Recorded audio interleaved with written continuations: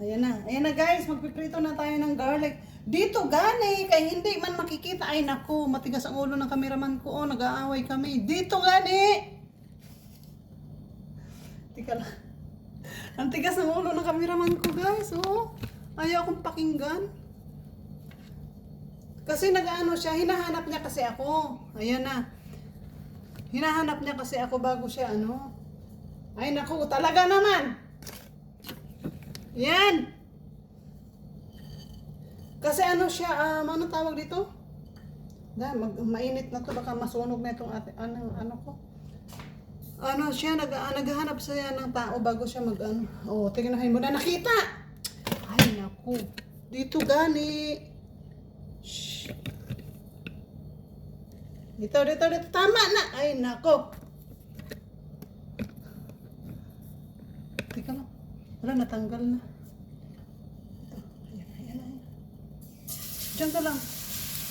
Ayan na, nag-ano na, Nasusunog na yung ano ko. Ay, naku, hindi naman niya pinapakita. Ito cameraman ko, matikas ang ulo, marunong pa sa akin, natanggal na yung sakitan, guys. Natanggal na yung ano niya.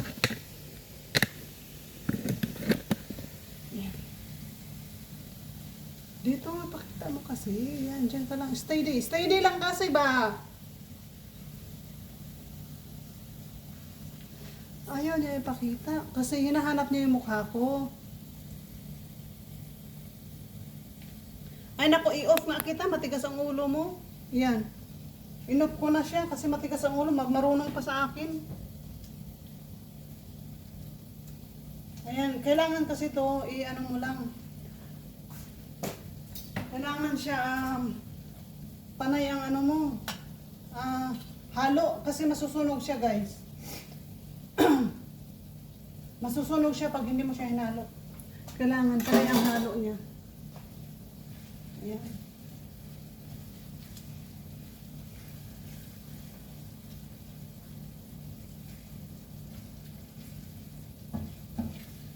Ayan, nakita nyo. Ayan, panay ang halo niya kasi masusunog siya pag hindi mo hinalo ng haluin. So, yun na guys, halo-haluin lang natin guys until mag-golden brown siya. So, mayroon na tayong fried garlic. Pwede nyo itaping sa lugaw or sa noodles. Ayan na guys, malapit na po siya. Ayan, malapit na tayo mag-brown garlic. Fried garlic. Good for toppings, for anything. So, yun na po guys. Malapit na po siya maluto guys. Ayan, brown na siya. Nakita nyo ba? Ayan, brown na yung kulay niya guys. Malapit, konti na lang. Tapos, i-drain po natin yan. So, ayan na guys. Brown na siya. I-turn off na natin yung ano niya, apoy. Then, hayaan muna natin siya. Mag-down yung bula ng oil. Then, i-drain na natin siya.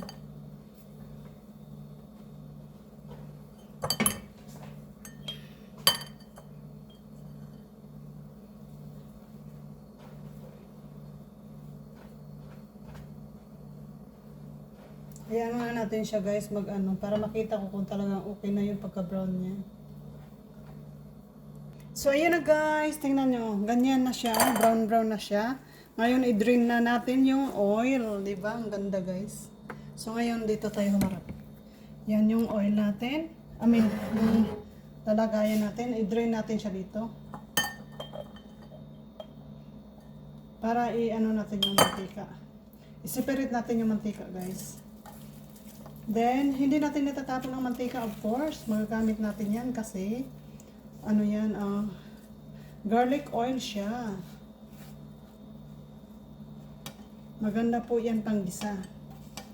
Ayan. Tapos, hayaan po natin siya matuyo. Ang bigat ng kawali, guys. Nangaray na yung kamay ko. Aray ko, tika lang.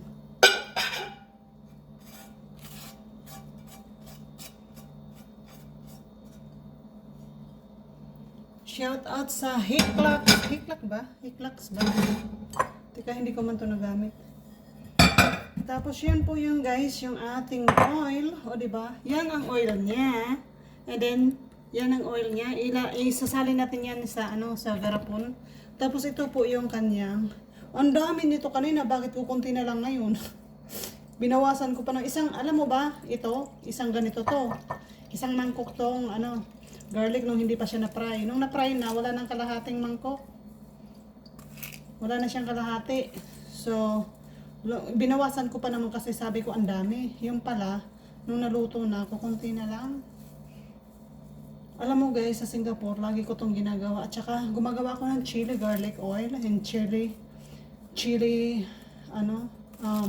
yung chili sauce. Then, ganito, garlic fry garlic. Kasi ang Chinese, mahilig sila gamit ng mga ganito, pang toppings ng noodles. Yan, kaya ako to natutunan. At saka lagi ako mayroon ganito dati. Ngayon lang ako tinatamad-tamad. Ngayon, na-find out ko na makabili ka pala ng, binabalatan na garlic. Kasi, tamad ako magbalat guys. So, mayroon palang nabibili na sa Sam's na balat na. So, yun ang inano ko, yung balat na siya. Mas madali siya. Palamigin ko muna to guys bago ko ilagay dito kasi alam niyo kung bakit. Para kasi kumpul-kumpul siya, gusto ko siyang ipaghiwalay-hiwalayin bago ko siya ilagay sa sa tawag dito. Bago ko siya ilagay diyan sa garapon. Ngayon, ilalagay natin dito para ayan, para tumulo. So palamigin muna natin tapos ilagay natin yung garlic dito. So see you later. So yan guys, yung ating oil, na natin. Isalin ko na yung oil dito. Mainit-init pa siya. Ayan, saling na natin dito para magamit natin. Then of course, ilagay natin dito yan. Ayan, dyan natin ilagay guys para magamit natin pag kailangan natin. Lagyan ko yan na mamaya ng pangalan, oil with garlic. So yun guys, ilalagay na natin yung ating garlic sa garapon. Hindi pa siya masyadong malamig, pero okay na yun. Uy, tumutulo yung mantika. Nakikita nyo?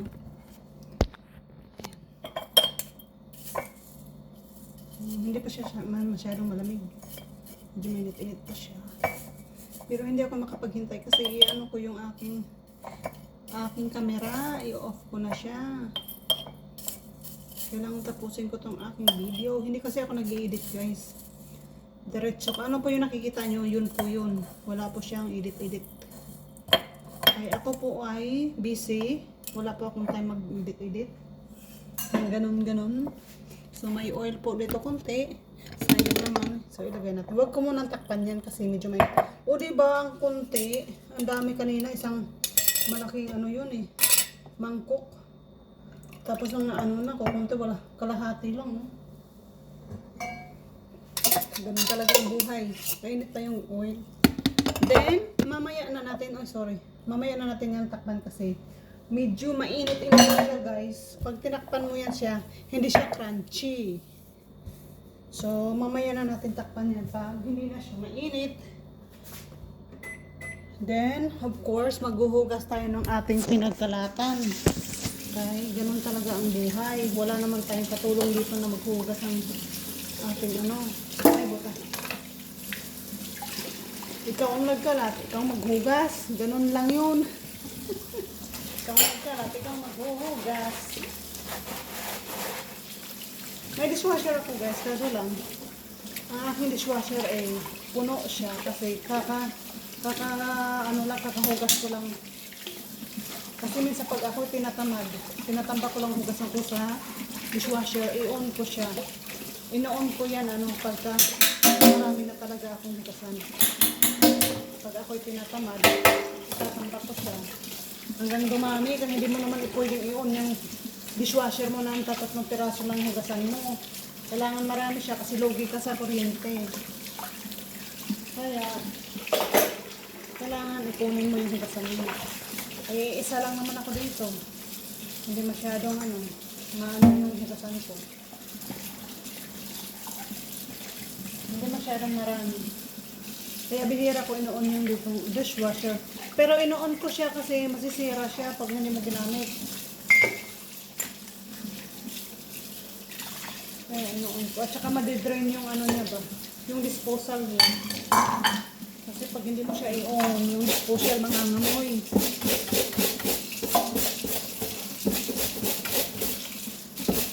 Ayan guys, so binabrasan ko to. Ayan, binabrasan ko yung aking rubber. Para hindi siya lumutin.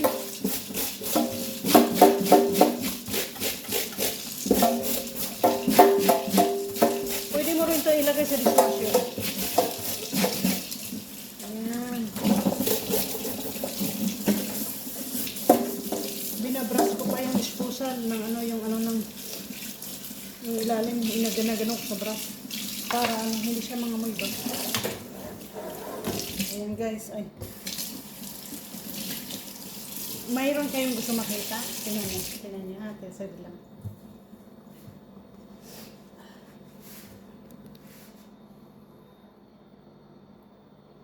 Yung bata.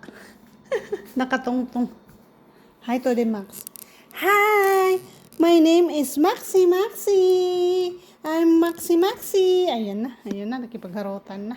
So, ayun lang po guys. Thank you so much for watching. Bye!